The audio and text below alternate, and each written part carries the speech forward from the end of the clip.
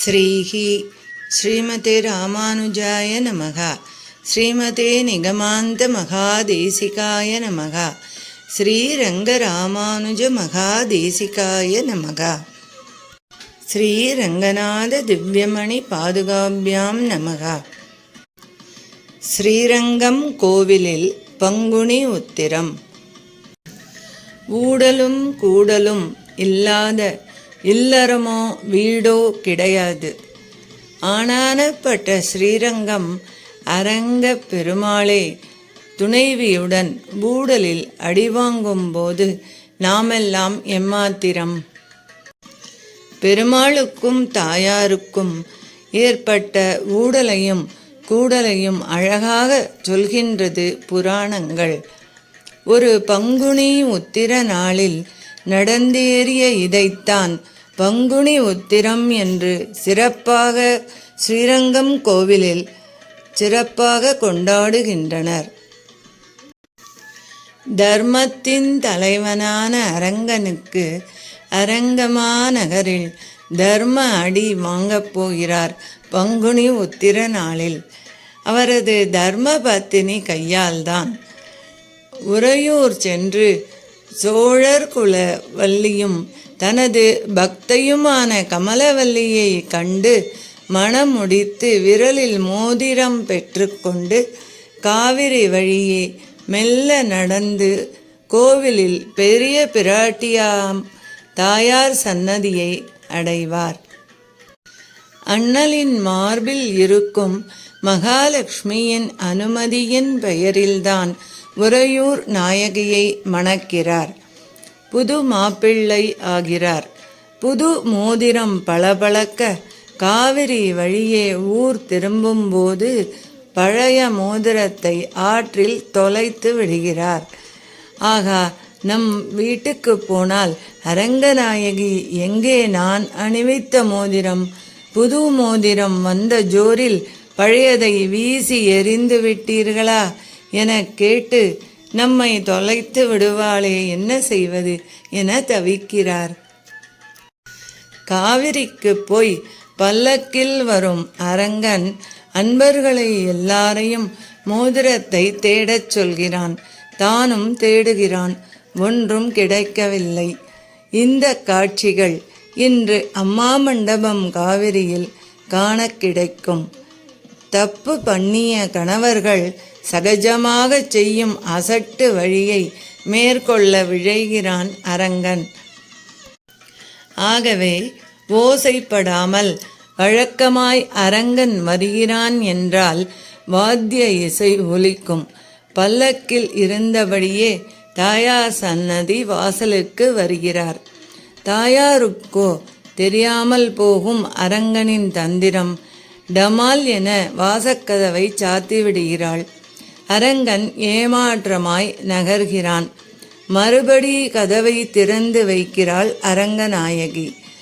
ஆகா, நல்ல சந்தர்ப்பம், வேகமாய் போய்விடுவோம் என அரங்கனின் பல்லக்கு அவசர அவசரமாய் வாசல் கதவருகில் வரவும் மறுபடி டமால். சரி, இனி பல்லக்கில் மறைந்து கொண்டு விடுவோம். வெறும் பல்லக்குத்தான் வருகிறது என அவள் வழி விடாமலா போய்விடுவாள் என பல்லக்கில் தன்னை திரை துணியால் மறைத்து கொள்கிறான் அரங்கன். மெல்ல ஓசையின்றி உள்ளே செல்லுங்கள் என அடியார்களுக்கு ஆணையிடுகிறான். அவர்களும் பூனை பாதம் வைத்து நடந்து வாசற் கதவருகில் போகும்போது உள்ளிருந்து வெண்ணெய் கட்டிகள் வீசப்படுகின்றன. புஷ்பங்களையும் சிறு இலைகளையும் தன் அடியார்களை விட்டு அரங்கனின் பல்லக்கு மீது அடிக்க சொல்கிறாள் அன்னை. சண்டை துவங்குகிறது. பிரணய கலகம் என்று பெயர். தாயார் சார்பாக சில ஊழியர்கள், தலத்தார் என்று பெயர். பெருமாள் சார்பாக சில ஊழியர்கள், தொண்டு குலத்தார் என்று பெயர். தலத்தார் எல்லாம் பெருமாளை தடுக்க குலத்தார் எல்லாரும் தாயாரிடம் கெஞ்சுகிறார்கள். ஒரு கட்டத்தில் பெருமாள் சலித்து போய் பின்வாங்குவது போல தளர்ந்து பின்னோக்கி நடக்கிறார். சரி, பெருமாள் கிளம்பிவிட்டார் என்று நினைத்து லேசாக கதவை திறந்து எட்டி பார்க்கிறாள் தாயார். உடனே பெருமாள் பின் வைத்த காலை முன்வைத்து ஓடி வருகிறார். படார், உடனே கதவு மீண்டும் மூடிக்கொள்கிறது. இப்படியே 3 முறை ஒரே கலாட்டாதான். கடைசியில் மட்டையடி ஆரம்பமாகிறது. மிகவும் மெல்லிய வாழை மட்டை, அதை வைத்து ஒரு சாத்து. மட்டையடி உற்சவம் என்பது இதுதான். பல்லக்கின் மீது வாழை மட்டைகள் தொடர்ந்து வீசப்படும். விஷயம் நம்மாழ்வாருக்கு போகிறது. சமாதானம் பண்ண நம்மாழ்வாருக்கு தூது போகிறது. நம்மாழ்வாரின் பல்லக்கு வீட்டு வாசலுக்கு வந்து விடுகிறார். அண்ணலின் பல்லக்கை ஏறிடுகிறார். பெருமாள் திருமேனியில் ஒரே பீந்து போன மாலைகள். அடப்பாவமே, முத்தங்கி சேவை, ரத்தனாங்கி சேவை எல்லாம் பார்த்தவருக்கா இந்த கதி? வாழை மட்டையாலும் பூச்செண்டாலும் அடித்த அடிக்கே இவருக்கு தாங்கவில்லையே. இவரா புள்ளின்வாய் கீண்டான், பொல்லா அரக்கனை கிள்ளி களைந்தான், கம்சனின் வயிற்றில் நெருப்பென்ன நின்றான். நம்மாழ்வார் தாயாரை பார்த்து கேட்கிறார். அரங்கவல்லியே, நீ சொல்லித்தானே அம்மா இவர் உறையூர் வள்ளியை மணந்தார். அப்போ சரியென்று சொல்லிவிட்டு இப்போ இப்படி செய்தால் எப்படி? இப்படி அவமானப்படுத்துகிறாயே, நியாயமா? பங்குனி உத்திரம், உன் பிறந்த நாள் வேறு. இன்று உன்னோடு இருக்க ஓடி வந்தவனை இப்படி காயப்படுத்தலாமா?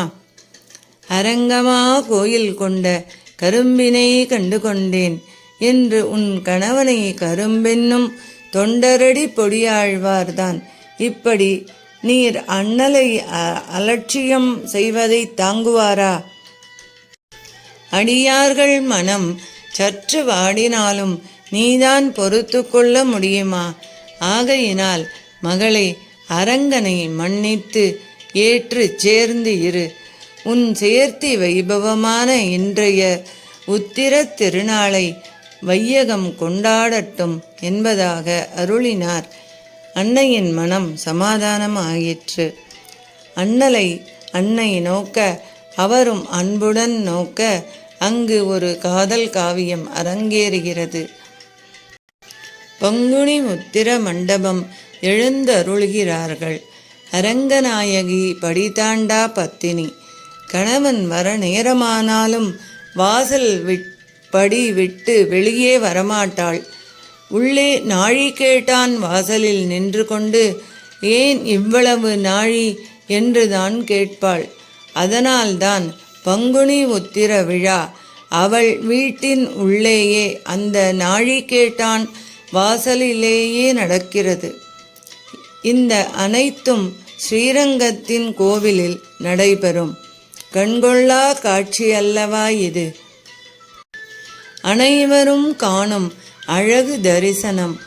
ஆண்டுக்கு ஒரு முறை மட்டுமே இப்படி தம்பதிகள் ஒன்றாய் உற்சவம் கொண்டாடுவதை காண முடியும். அரங்கன் மண்டப மேடையில் குலுவிருக்க அவனை பக்கவாட்டில் பார்த்தவாறு அவளும் ஒரு சேர குலுவிருக்க இதுவே பங்குனி உத்திர சேர்த்தி சேவை.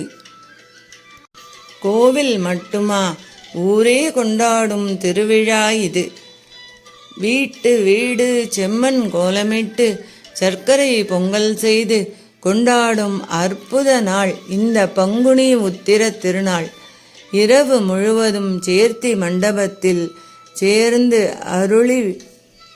அருளிப்பிற்கு பிறகு விழுந்ததும் அன்னையை அவள் சன்னதிக்கு அனுப்பிவிட்டு அரங்கன் கோரதம் ஏறி வீதி உலா வருவார். வாழ்வில் ஒரு முறையேனும் காண வேண்டிய நிகழ்வு இது. தவற விடாதீர்கள். படித்ததில் தெரிந்து கொண்டதை பகிர்கின்றேன். சர்வம் ஸ்ரீ கிருஷ்ணார்ப்பணமஸ்து. அடியேன் ராமானுஜதாசன். லோகா சமஸ்தா சுகினோ பவந்து. சர்வே ஜனா சுகினோ பவந்து. ஸ்ரீரங்கா ஸ்ரீரங்கா ஸ்ரீரங்கா ஸ்ரீரங்கநாயகி சமேத ஸ்ரீரங்கநாத பரபிரம்மணே நமகா.